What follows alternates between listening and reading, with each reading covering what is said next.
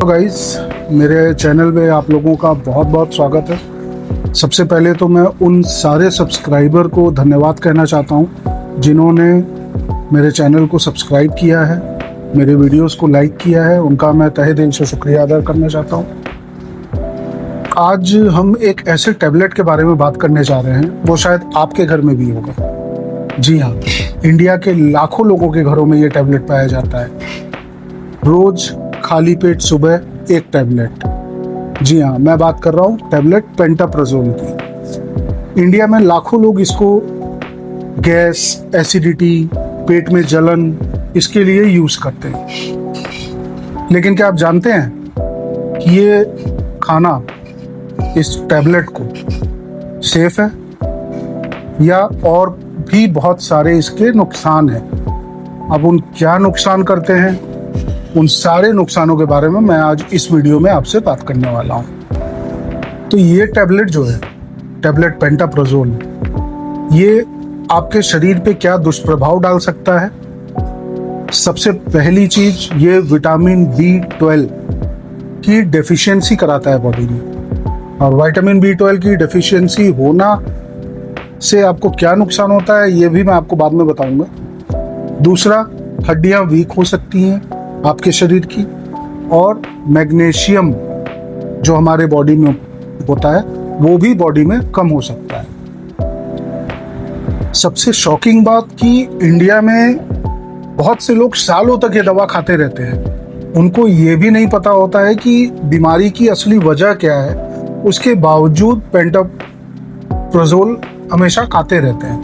आज के इस वीडियो में हम बात करेंगे कि पेंटॉप कब लेना चाहिए, इसे कैसे लेना चाहिए, और किन पेशेंटों को बिल्कुल इसको अवॉइड करना चाहिए, और एक ऐसी चीज जो डॉक्टर भी आपको कभी नहीं बताएंगे, वो मैं आज आपको इस वीडियो में बताऊंगा। लॉन्ग टर्म यूज करने के क्या हिडन डेंजर्स है, वो मेरे इस वीडियो में आपको पता चलने वाला है। वीडियो अंत तक जरूर देखिएगा, क्योंकि वीडियो के आखिरी में मैं बताऊंगा एसिडिटी को आप कैसे दूर भगा सकते हैं, ताकि आपको कभी पेंटॉप की जरूरत ही ना पड़े। पेंटाप्राजोल एक ऐसी मेडिसिन है जो हमारे स्टमक में बन रहे एसिड को रोक देती है बनने से। ये प्रोटॉन पंप इनहिबिटर उस ग्रुप की दवा है। हमारे स्टमक में माइक्रोस्कोपिक पंप्स होते हैं जो एसिड सिक्रीट करते हैं, उसको ये बनाना बंद कर देती है। एसिड कम बनती है इसको खाने से। अगर हमारे इसोफेगस जो आहार नली है पेट तक, उसमें अगर हमको अल्सर हुआ है, घाव हुआ है, उसमें हमको आराम मिलता है। एसिड रिफ्लक्स में आराम मिलता है। ये सब चीजें हमको आराम दिखने लगती हैं पेंटाप्राजोल खाने के बाद। पेंटाप्राजोल सिर्फ गैस की दवा नहीं है, इसका इस्तेमाल कई चीज़ों में किया जाता है। कई डिजीज को रोकने के लिए किया जाता है, जैसे एसिड रिफ्लक्स डिजीज, उसके लिए यूज़ किया जाता है।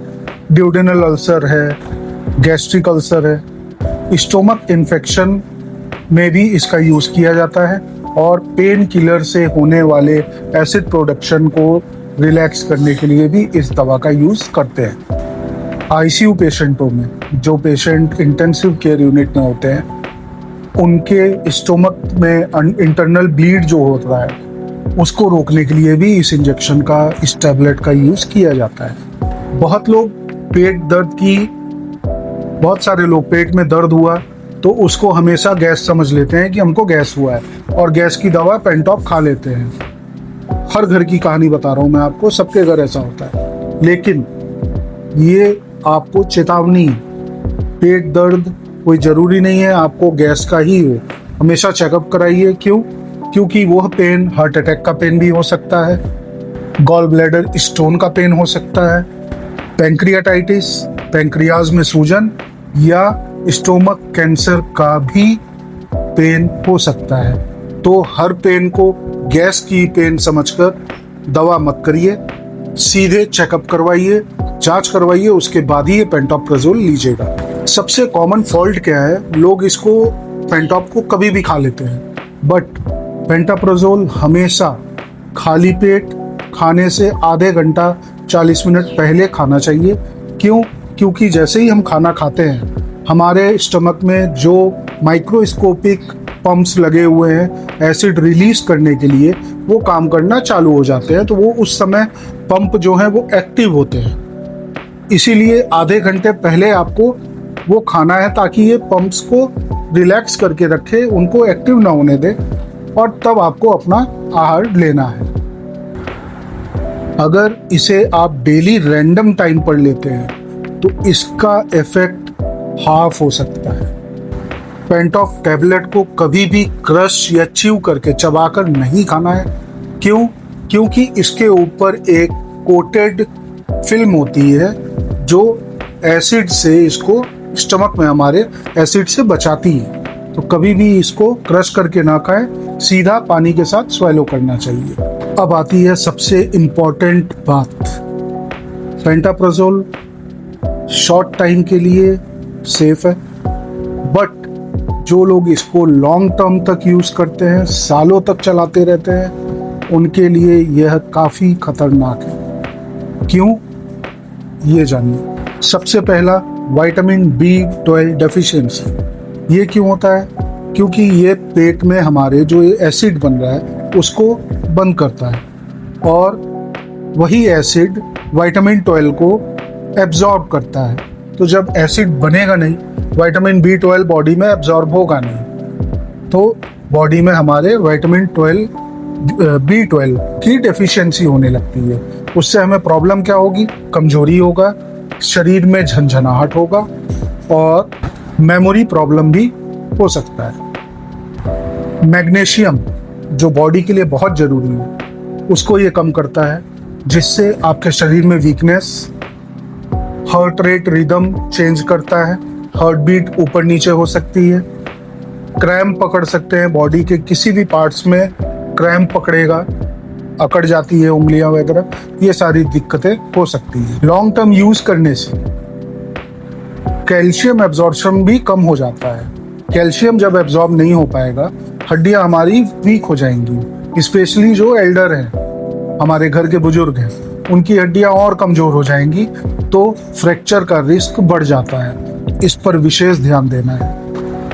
किडनी भी डैमेज कर सकता है, क्योंकि कुछ केसेस में देखा गया है कि पीपीआई जो है वो किडनी डिजीज से कोरिलेट करता है।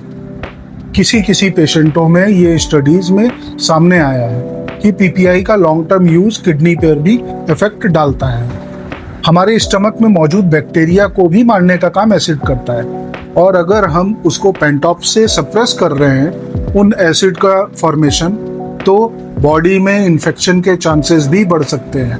वो बैक्टीरिया हमारे पूरे बॉडी में फैलने का काम करेंगे। अब सुनिए सबसे शॉकिंग बात।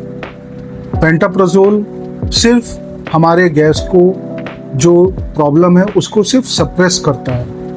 रूट कॉज जानना बहुत जरूरी है, और रूट कॉज क्या है? वो हमारा लाइफस्टाइल।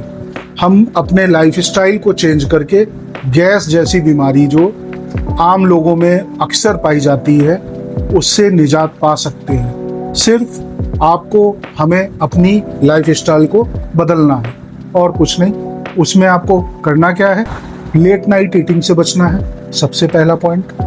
दूसरा, अल्कोहल बिल्कुल नहीं लेना है, स्ट्रेस नहीं लेना है, सिगरेट स्मोकिंग नहीं करनी है, चाय कॉफी का सेवन कम से कम करना है, मोटापे से बचना है, शरीर को ज़्यादा से ज़्यादा फिट रखना है। इन सारे मॉडिफिकेशन से हम अपने लाइफ से गैस जैसी बीमारी को हमेशा के लिए हटा सकते हैं। पेंटाप्रोजोल की ज़रूरत हमको नहीं पड़ेगी, खास तौर से लॉन्ग टर्म के लिए तो नहीं ये पड़ेगी। अब पॉइंट आता है एसिडिटी को हम नेचुरली कंट्रोल कैसे करें। उसके लिए हमें छोटे छोटे मील लेने की ज़रूरत है। एक बार में हमको ज़्यादा भोजन नहीं करना है, छोटे छोटे मील कुछ कुछ घंटों के अंतराल पे हमको करना है। सोने और नाइट के भोजन और सोने के बीच में कम से कम 2-3 घंटे का इंटरवल होना चाहिए। ज़्यादा ऑयली फूड को अवॉइड करना है। डॉक्टर को कब दिखाएं? डॉक्टर को दिखाएं जब आपको ये सिम्टम्स आ रहे हैं। सबसे पहला, आप गैस की दवा खाए जा रहे हैं बट गैस में कोई रिलीफ नहीं मिल रही है। दूसरा, आपके स्टूल्स में, लैट्रिन में ब्लड आ रहा हो, वोमिटिंग में ब्लड आ रहा हो, उल्टी आ रही हो, सीने में काफ़ी तेज पेन हो या घोटने में आपको दिक्कत हो रहा हो, तो आपसे निवेदन है कि गैस की दवा खाने के बजाय नियरेस्ट डॉक्टर से ज़रूर संपर्क करें। पेंटाप्राजोल एक बहुत ही अच्छी दवा है, गैस की सेफ दवा है, बट रेगुलर यूज़ करना, लॉन्ग टर्म तक यूज़ करना, ये स्मार्टनेस नहीं है, ये रिस्क है। इसीलिए बिना डॉक्टरी परामर्श के कभी कोई दवा ना लें।